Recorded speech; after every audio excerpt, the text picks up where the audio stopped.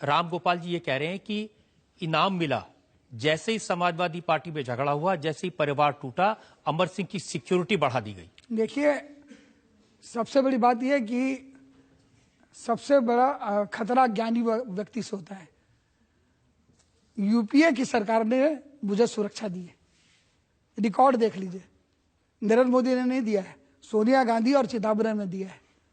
और हमारी Z category की सुरक्षा कभी हटी ही नहीं, क्योंकि मेरे मुंह में पता नहीं इतनी वाचालता है कि किस किस को दुश्मन बनाता हूं। तो हरदम आईबी का इनपुट रहता है कि इनको सुरक्षा मिलनी चाहिए। तो सुरक्षा मुझे लगातार जेड क्लास की हर निरंतरता से मिलती रही।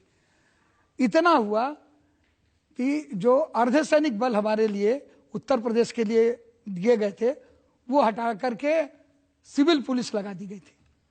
और आज भी पूरे देश में जेड की सिक्योरिटी हमारी कभी हटी ही नहीं, जो सोनिया जी की कृपा से और मनमोहन सिंह की कृपा से मिली थी, नारायण जी के ससूत्र से। अखबारों में खबर छपी अमर सिंह को अब जेड सिक्योरिटी मिलेगी। गलत है। जेड सिक्योरिटी हमारे को जब खबर छपी थी तब भी मिली हुई थी। जेड सिक्योरिटी हमारी कभी हटी ही नहीं। हाँ, इतना जरूर हुआ है कि राम गोपाल जी की खुली धमकी के बाद उत्तर प्रदेश अमर सिंह आओगे, सुरक्षित नहीं जाओगे। उसके बाद अर्धसैनिक बल हमको वहां दिए गए। यह जरूर हुआ है, सिर्फ उत्तर प्रदेश में, पूरे देश में नहीं। लेकिन वो ये कहते हैं कि आप उन पर बार बार इल्जाम लगाते हैं सीबीआई की जांच का, उनके खिलाफ कोई सीबीआई की जांच नहीं चल रही। हम ये चार्ज नहीं लगाते हैं कि जांच चल रही है, हम ये आरोप भी नहीं लगा रहे हैं। जिस कंपनी को उनके पुत्र ने, सुपुत्र ने जिस कंपनी के बारे में विवरण लिखित दिया है, जो साइट पर भी है, उस कंपनी के जांच के आदेश जस्टिस चंद्रचूड़ ने दिए हैं। 10 कंपनियों के दिए हैं। उसमें company number 8 NM Buildwell private limited है, जिसमें रीचा अहलूवालिया, अक्षय यादव, मिनोचा निर्देशक हैं। और अगर सीबीआई जांच नहीं कर रही है, जो जैसा कि माननीय राम गोपाल जी कह रहे हैं, तो ये सीबीआई की शिथिलता है। और कोर्ट की अवमानना का केस किया जा सकता है, कंटेम्प्ट ऑफ कोर्ट का, क्योंकि इसमें सुप्रीम कोर्ट भी इन्वॉल्व है। सुप्रीम कोर्ट की ब्लैक मनी की SIT है, स्पेशल इन्वेस्टिगेशन टीम, जिसमें justice MB Shah, supreme court के अवकाश पर जज, और जस्टिस अरजीत पसायत हैं। उनके निर्देश पर चंद्रचूड़ ने 10 कंपनियों की जांच सीबीआई द्वारा कहने की बात कही है, जिसमें कंपनी नंबर 8 जांच हो जाएगी, कुछ निकलेगा तब कहेंगे ना। ऐसे तो क्या कहते हैं, ऐसे वो कहते हैं कि अमर सिंह जी अब मुख्यमंत्री पर दबाव डाल रहे थे। झगड़ा सारा इस बात का है कि एक उद्योगपति को 10,000 करोड़ का प्रोजेक्ट दे दिया जाए आगरा के पास में फिल्म सिटी बनाने का। एकदम झूठ है, एकदम झूठ है। इस बात का कोई झगड़ा नहीं। उन्होंने कहा आगरा में कुछ है नहीं, अम्यूजमेंट पार्क अगर कोई बना सकता है तो आप अंकल ले आइए। मैंने सुभाष चंद्रा जी से बात की, क्योंकि एसएल वर्ल्ड उनका है। तो हमने कहा ये बना सकते हैं अम्यूजमेंट पार्क। आगरा में ताजमहल के अलावा कुछ नहीं है। तो उन्होंने संजय खान को दिया। तो मैंने उनसे कहा कि संजय खान भी हमारे मित्र हैं, बहुत दिनों से कोई फिल्म नहीं बनाई है, अम्यूजमेंट पार्क अगर बना ले तो खुशी की बात होगी। एक होटल बंगलोर में बनाया था, बेच चुके हैं। तो हमने कहा कि एसएल वर्ल्ड सब देखते हैं, एसएल वर्ल्ड अगर आपको पसंद आए तो आप इनकी सेवा ले सकते हैं। मुख्यमंत्री ने पत्रकार वार्ता नवदीप सहगल के माध्यम से बुला करके स्वयं घोषणा की। आप गूगल में चेक कर लीजिए कि हम सुभाष चंद्र को आगरा में अम्यूजमेंट पार्क देंगे। मैं खुलेआम कर रहा हूं। इसके अलावा मैंने जयप्रदा जी को Uttar Pradesh film development council में मनोनीत करने का अनुरोध किया था, और एक IPS अधिकारी को IG बनाने के लिए कहा था कानपुर का। ये 3 सिफारिशें मैंने की थी, मैं झूठ नहीं बोलता। और अगर 1 कौड़ी का लाभ अखिलेश यादव ने मुझे पहुंचाया, 1 कौड़ी का, मैं कह रहा हूं, मैं उनको चुनौती देता हूं, न्यायिक जांच करा लें, सिटिंग जज की जांच करा लें, वो बता दें कि PWD में, इरिगेशन में, वो लंबी सड़क जो उन्होंने बनाई है, उसमें उनके चहते अफसरों ने कितने करोड़ का, कितने लाख का ठेका दिया है, एक बंगाल का कोई बंगाली पकड़ के लाए हैं चिड़ियाघर से, जो रसगुल्ले की तरह हिंदी बोलता है, हम कोरता है हम बोलता है, और उमर सिंह धांधा कोरने आया है।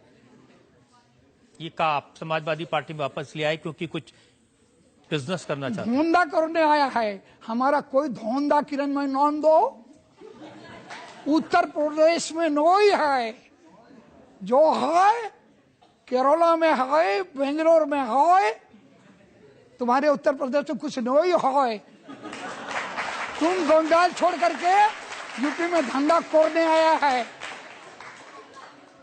लेकिन ये जो इल्जाम लगा रहे हैं कि बीजेपी से आपकी साठगांठ है, इसलिए भी इसका शक हुआ कि जब नोटबंदी हुई, डिमोनेटाइजेशन हुआ, पूरी समाजवादी पार्टी के खिलाफ अखिलेश यादव गली गली में जाकर कह रहे हैं कि जनता को लाइनों में लगा दिया। आपने कहा कि बड़ा हिम्मत का काम किया मोदी जी ने। देखिए ऐसा है, मोदी जी आरएसएस के प्रचारक होंगे, मोदी जी बीजेपी के मेंबर होंगे, लेकिन क्या भारी मतों से वो देश के प्रधानमंत्री नहीं बने?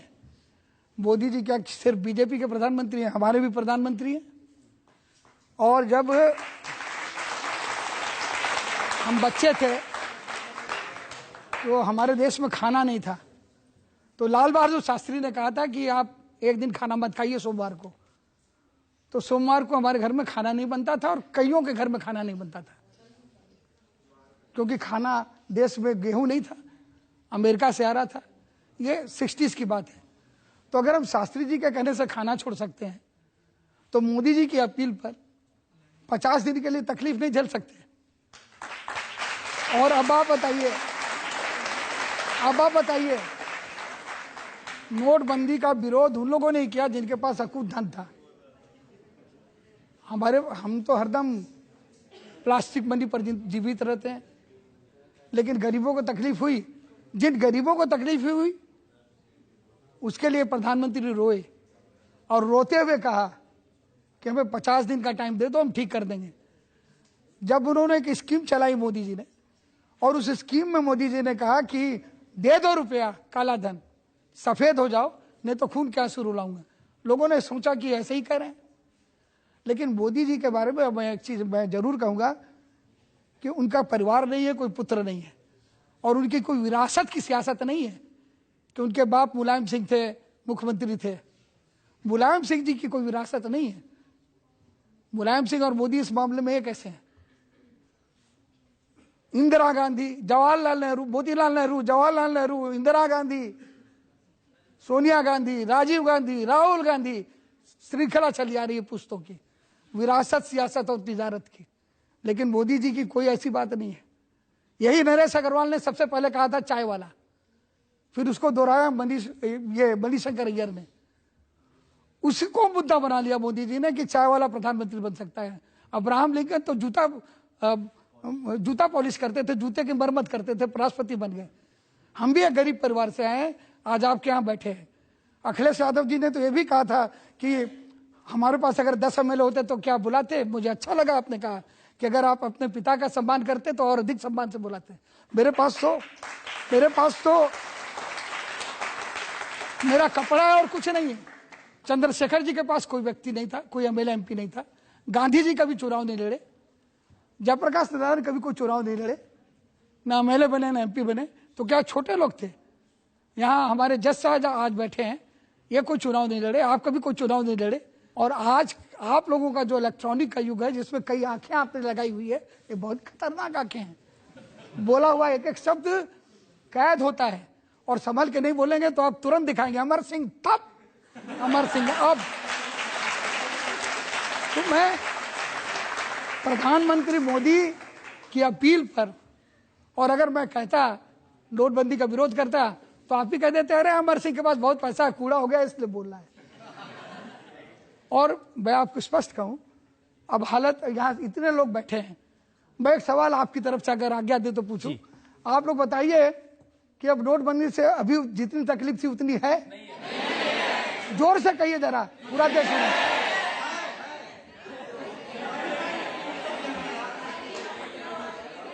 नहीं, एक बार जोर से कहिए, है क्या नोटबंदी से तकलीफ? ये जनता की आवाज है। नोटबंदी को मुद्दा बनाने वाले लोगों, सुनो,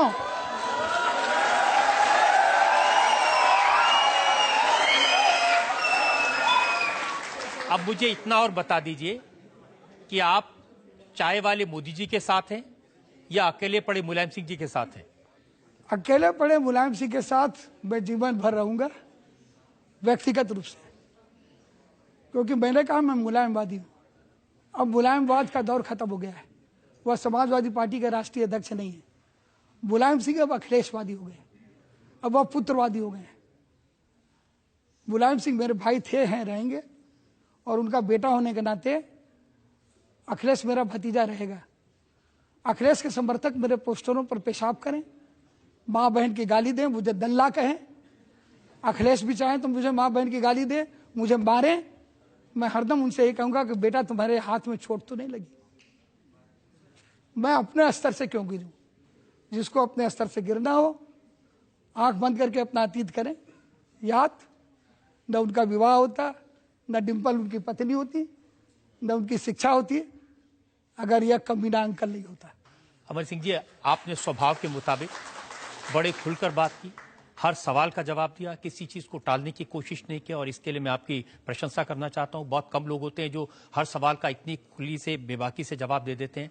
हो सकता है इसमें से कुछ खुलासे करने का आपको खामियाजी भुगतना पड़े।